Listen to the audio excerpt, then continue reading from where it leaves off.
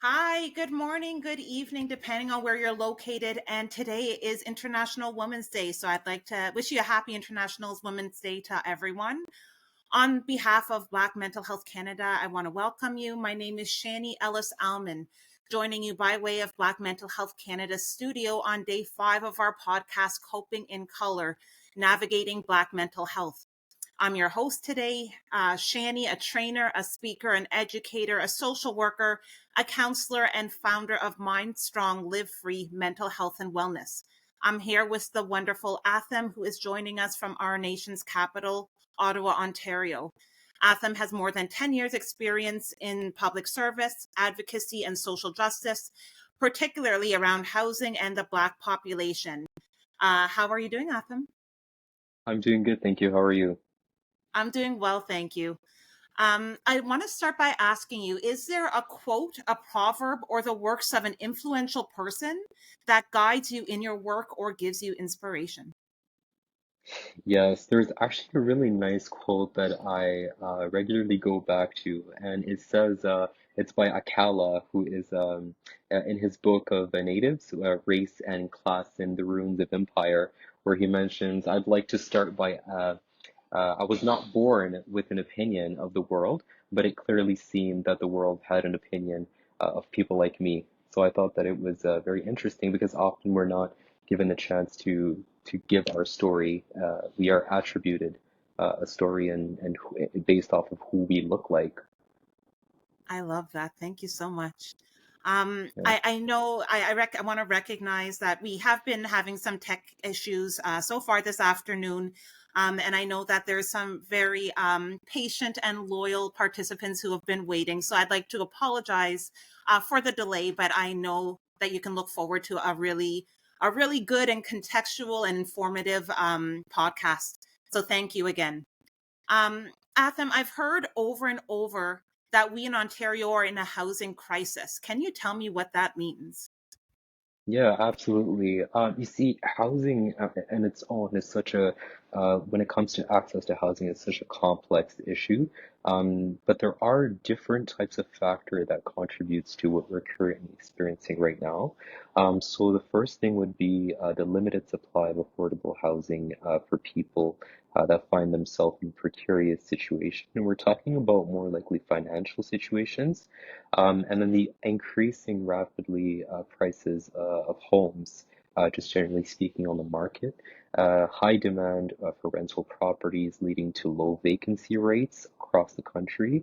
Obviously, the vacancy rate would also vary from one province and even sometimes one city to another.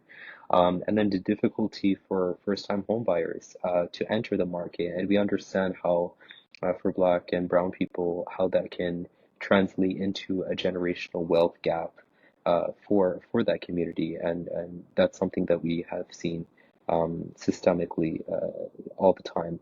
The difficulty also comes in rising level of homelessness as well as disparity between urban and rural communities that can go to funding, for example. And it also goes to the lack of support when it comes to low income and marginalized individuals and family, government policy and regulations that favor over affordable housing initiatives. So gentrification also plays a big role, and we see that a lot in Toronto. For the folks who are watching in Toronto, where we see people being displaced from communities that they can afford, just because some of those housings are unfortunately no longer available. Yes. No, thank you for that. And I think, I'll speak for myself and, our audience today. I'm sure there's aspects of our own lives where we could see that playing out. I know it's the housing market right now and affordability and interest rates and all those aspects. So thank you for that. Um, Yeah. are there some demographics that are disproportionately impacted by this lack of safe and affordable housing? And why is this? Yeah, absolutely. And I'm just gonna share some statistics as well when I do propose the idea that this is something that does exist. Just because it's important to approach it, I think sometimes from a scientific angle. It provides also that legitimacy that it is an urgent issue that needs to be addressed. So, if, for example, Immigration and Refugees Canada explore the newcomers to Canada often face barriers for safe and affordable housing. This includes situations such as discrimination, language barrier, lack of Canadian credit history is another thing that we're seeing, as well as a limited access to housing assistance programs. So a 2016 study that was conducted actually found that 57% of immigrants and refugees um, families to Toronto were spending more than 30% of their income in rent compared to 27% of Canadians born families. So this also translates into these families um, not being able to meet other kinds of demands.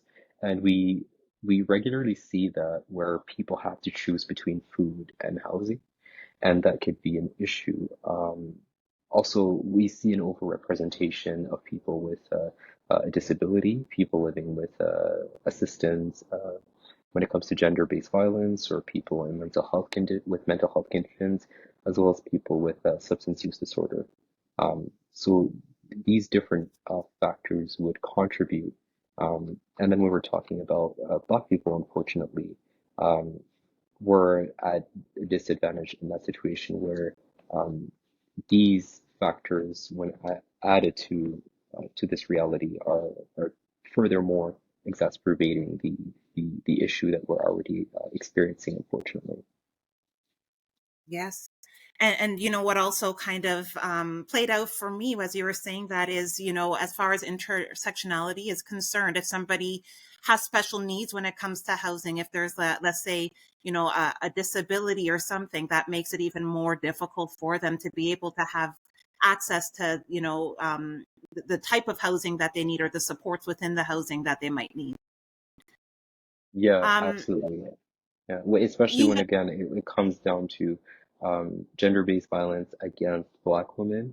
That is also another issue that we're seeing. Not only that has been steadily staying the same, but actually even increasing in numbers, which is quite concerning. Yes. Yes. Um, I know that you had kind of brought some mention or brought some attention to Toronto as one of the major cities. But are there Yeah. other provinces and cities that are impacted more than others, and which ones? Yeah, absolutely. So ranking number one is actually Ontario, unsurprisingly, because we see a greater concentration of people who arrive to Canada, going towards Ontario. And I think that it's mainly due to Ontario being a bit more welcoming. But if we're more focused on city, I think that when we're looking at the figures, we're seeing that Toronto also has that captures a lot of those newcomers. And according to a 2016 census, for example, by the Toronto metropolitan area, the highest portion of visible minorities, including Black residents, are at 56%. Say that the study that that 46%, 48% say that Black people are disproportionately affected by the housing discrimination.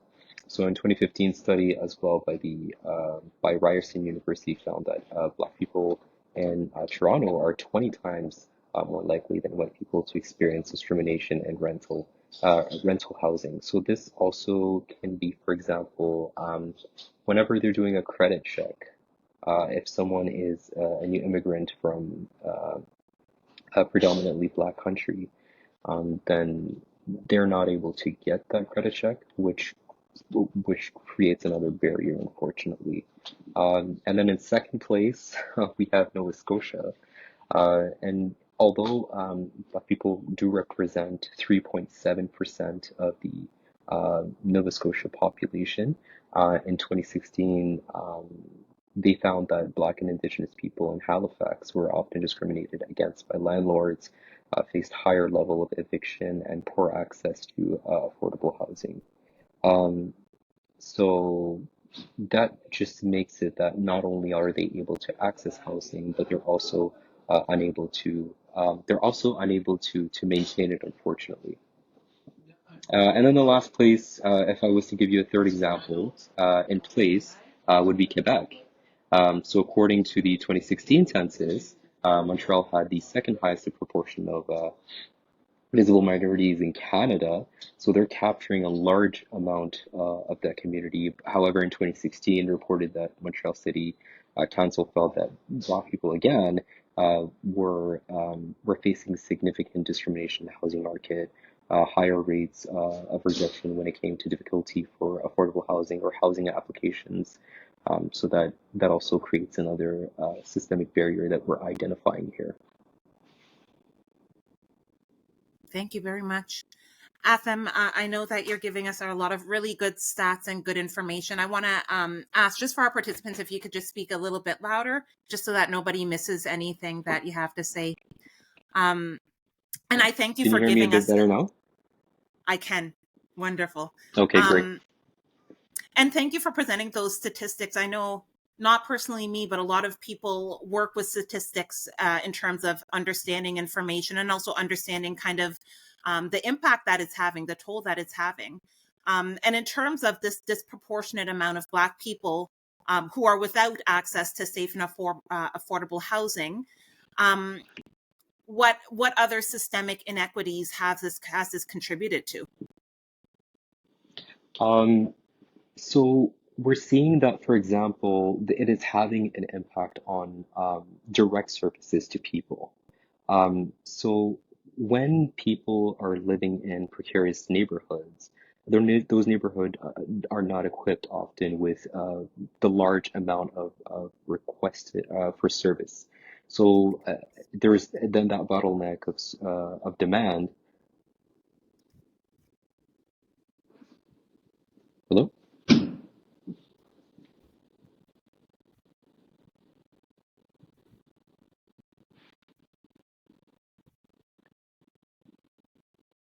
Hello? Okay, Athem? I think we're reconnected. Sorry, did I Yeah. freeze or did you freeze? I think it both froze. Sorry about that. So yeah, so there is then that bottleneck of demand that can cause a better impact on the physical health and the wellness of individuals and families. And I also briefly mentioned the aspect of generational wealth. One thing that is one of the biggest indicator of generational wealth in Canada is actually being a homeowner. So when there is a barrier to that, that means that not only is it often delayed, but it's not even accessible anymore. And this can impact families in a on a larger scale.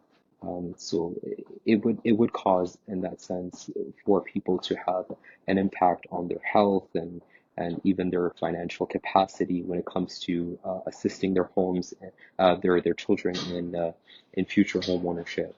And then it also leads to uh, further systemic issues in terms of marginalization of these communities, where we see what they call ghettoization of these neighborhoods. Well, at the same time, we can see that it's largely caused by gentrification on its own, because these people are being pushed into these neighborhoods, into these pockets of the city. Um, so these pockets on its own, for these people, it's kind of like a defense mechanism where they're able to afford it, but at the same time, there's a sense of community. Uh, but these areas are also high on crime and low in safety, um, and it just does not favor the Black individual and families, unfortunately.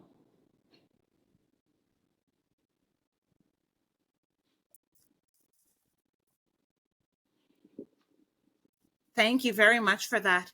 Um, as you were saying that, in terms of my own experience, how I've seen that play out is like in terms of the redlining of like school districts or the zoning of school districts, right? And so certain specific areas being kind of streamed into schools that are then Mhm. deemed kind of more of those schools that I guess are seeing kind of more impoverished or lower socioeconomic people opposed to maybe better schools. And what I also see is oftentimes those, I think you used the term ghettoized communities, might be seen or might have less access to resources. I've heard that there's some communities that, are kind of dead zones in terms of accessing resources, community centers, and such.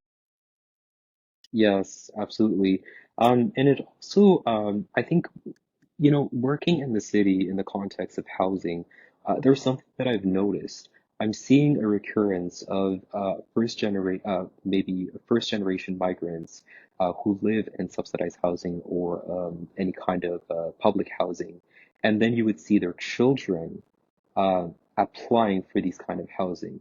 So it's almost like there's a revolving door, which to me is very concerning because it means that there is no progression in this community, um, where it leads to, first of all, sustainable housing, but even towards these families and individuals being able to purchase a house, right?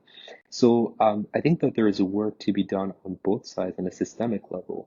But at the same time, as a Black community, we need to ask ourselves, well, um, when do we feel comfortable moving outside of these larger metropolitans for that benefit, to create that wealth, to empower each other, to push our boundaries um, of what we see as comfort. And a lot of time, I get it. It's a sense of community and wanting to belong in a space, but at the same time, like it's also unfavorable when you are at the same place than your parents. And to be fair, there are areas in Canada where housing is affordable. It is not in Toronto. It is in other metropolitan, perhaps. But it's important for us to also explore those avenues because we can't just limit ourselves in staying in those areas, especially if it's not beneficial for us in our progress. Thank you. As this pertains also, what is the impact on the family? What's also the impact on maybe the physical health outcomes of people living in these neighborhoods, or this lack of affordable and safe housing? And what is the impact on mental health outcomes? So family, physical health, and mental health. Okay, so family, for instance, just the example that I gave, the revolving door of poverty and sufferance, it's almost like this capitalization on poverty, which to me doesn't make sense. When a family is spending more than 30%, we've seen families spending 50%, unfortunately, when we're looking into the statistics of their income um, and on housing. So this means that they're not able to finance the advancement in terms of education or activity of their children, that these people don't also have access then to mental health support or other kind of support that are secondary to primary needs such as housing. So it's these difficult choices that they have to make, and then there's the sense of safety. Where these families don't feel safe in some of these neighborhoods because of maybe they're working a job that would require for them to return home like at late times, or uh, that would put them in a situation where their children might be more likely to face crimes. Um, and there is also in terms of physical health, the conditions and in which uh, these social and public housings are kept. When it comes to maintenance, um, there is no power for these people and families um, to better the environment, where they only have to rely on the landlord to do the right thing and to make those reparations. So moldy apartments, roach infested or bed bug infested apartments, and people being placed in apartment buildings where there are um, people living with different realities. So, for example, in Ottawa, where I work in the context of housing, they have people that have mental health issues, seniors, families, immigrants, people with substance use disorders, um, all of that in one building, and then you throw in the roaches, the bed bugs, the mold, and you have just this chaotic environment. Um, And when you look at it from outside, you see the chaos. But when you look at it and you dig a bit deeper, and you look at the people that live there, you quickly realize that most of them are Black and brown people. Um, so why is it that we are somehow allowing this to go on, right? So these have a direct physical and psychological implication for the well-being of this population, and the study have shown it. So when it comes to, for example, what are some of the ways that this leads to further stigmatization? Well, when you live in a neighborhood and you have that building across the street or that lives next to you, you constantly have police, attending to these calls where, for example, someone is having a mental health episode, and then all of a sudden these incidents are escalated, where it becomes a community issue, and Black children are being racially profiled, and oh well, you live in that neighborhood, and there's that marginalization and that stigmatization that is attributed to these people. Um, so again, it's a dehumanization of poverty, and it substantially plays, I would say it plays a substantial role in furthering that social isolation that these people are feeling, unfortunately, that lives in such precarious situation already.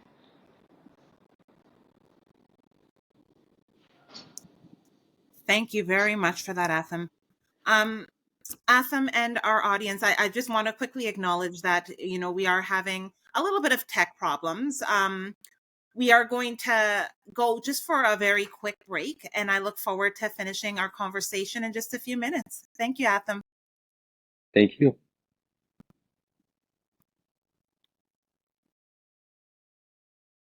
Hi, Atham. Hello. Hi there. Thank you, and thank you to our audience. Welcome back. So, to continue with our conversation, what might be some additional barriers that are faced by Black people who are precariously housed in spaces such as shelters and group homes? So it's also the different kind of housing that are available.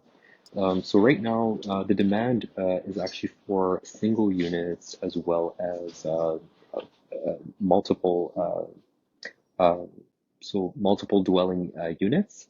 So that could be, for example, like a family home. So those are the two categories that we're seeing in terms of a demand that has increased when it comes to our community. Yes.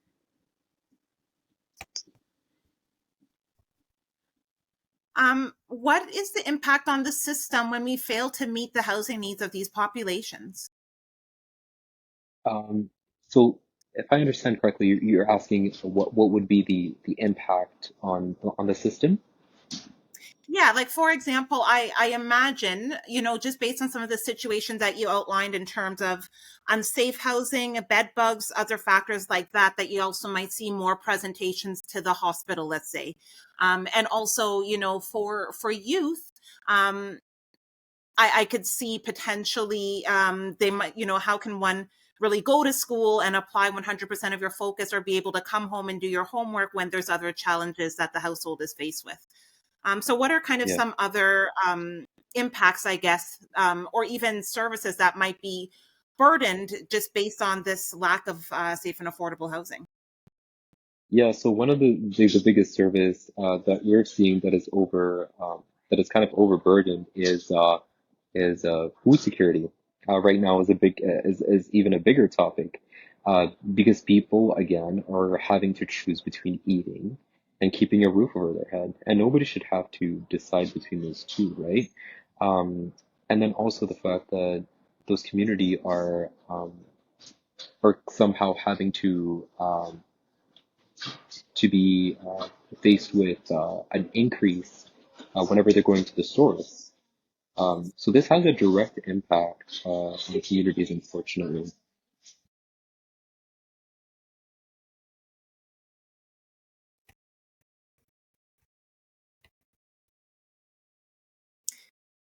Atham, I would love, as we're coming to an end, I would love for you to be able to tell me a little bit more about your research and any other findings that have arisen from the research that you've been doing with this population.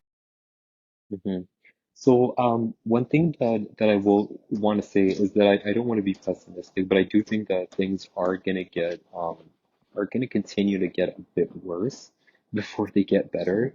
But it would be our responsibility. I wouldn't say our responsibility, but it would be an option for our Black community to kind of to see whether they can adjust to the new reality, because this isn't something that unfortunately is going to go away, and it's here to stay. So it becomes then a question of survivability and for us for our ability to thrive. And the research is showing that progressively, these communities do need to live in these metropolitans to access these services whenever they arrive. Uh, but is it possible is it possible for them to progressively also uh, walk away from these metropolitan and look into other avenues and possibilities? Yes. Um, I would like to, as we're wrapping up, I want to ask the people who are in our audience today if there's any questions. Please feel free to put those in the chat so that we can get to them before we have to part ways with Atham. And Atham, while we're waiting for some questions, can you tell me, is this barrier, is it widely recognized? Has attention already been brought to this? And who is doing the work right now to address this population group? So obviously, this is a debate right now, and it even plays the rounds whenever we're looking at different political streams, whether it's the right or the left. But ultimately, it is not a popular issue that is actually on the ballot. Interestingly, some people do not want this to be resolved, and the reason why is because there is a vested interest for housing to remain high. It means that if housing and access to housing remains low and accessible, that a lot of people would be losing on their investments. And that's not something that the political sphere is willing to compromise because that's something that is unpopular politically.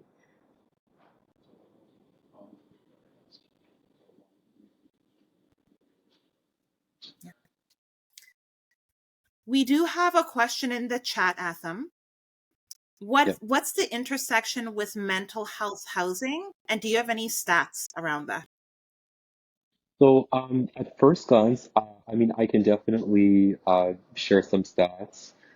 So, for example, 57% of immigrants and refugees in Toronto um, would say that they're having an issue with housing, while 27% are Canadian born.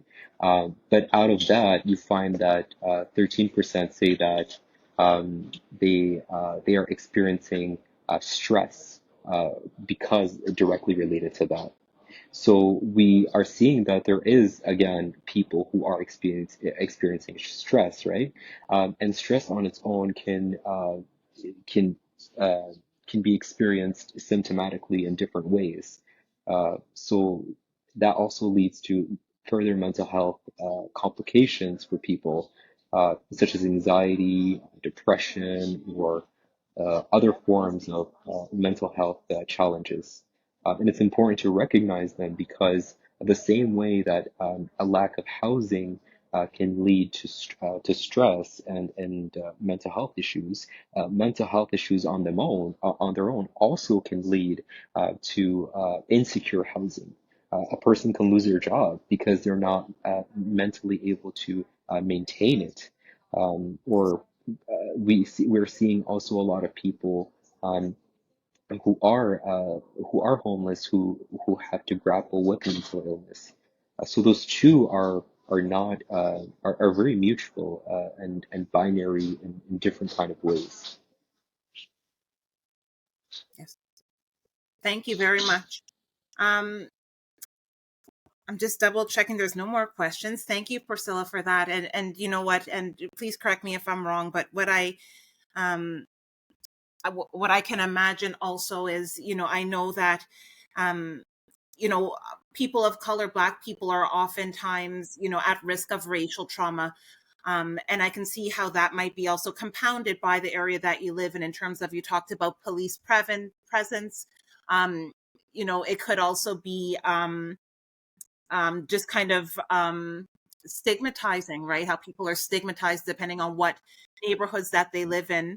Um, just difficult in terms of mobility. Um, you know, Jermika says, what can the general population do about the current crisis?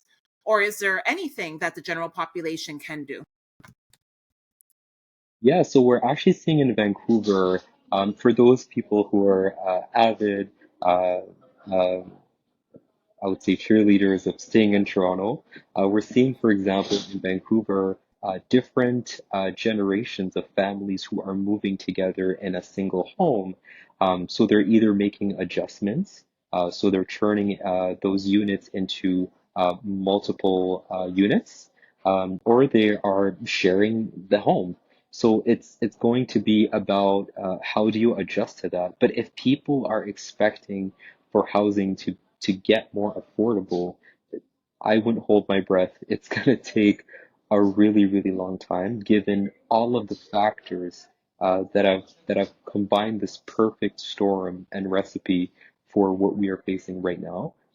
So I would say people have to get creative in how they're going to be affording a home in Toronto or bigger metropolitans, given that this discussion is mainly done in Toronto, but there are different areas as well. So people are, I would say, just creativity as well as maybe being open-minded to for those who have the capacity and the privilege, because privilege comes in different forms, not just racially, right?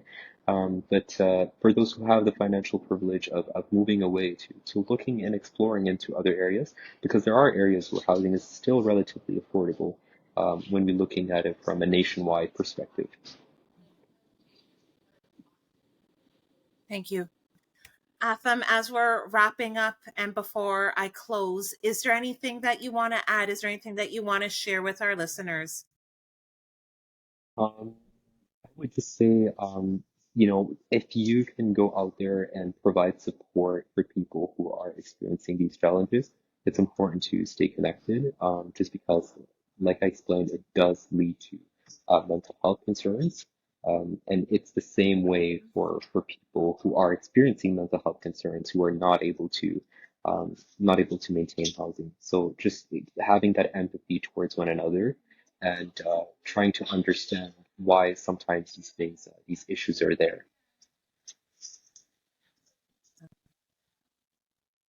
Thank you so much. Thank you to the wonderful Atham for coming and sharing all of this really good information with us, for helping us on our journey in terms of, what can we do and how can we support this population, also understanding what the need is and opening our mind. I want to thank our beautiful audience, our wonderful audience, for participating, for asking questions, and for just being present. And again, on behalf of Black Mental Health Canada and myself, Shani Ellis Alman, I just want to extend a huge thanks. And I'm wishing you guys, wishing all of you guys a wonderful day, a wonderful afternoon. All the best. Thank you, Shani.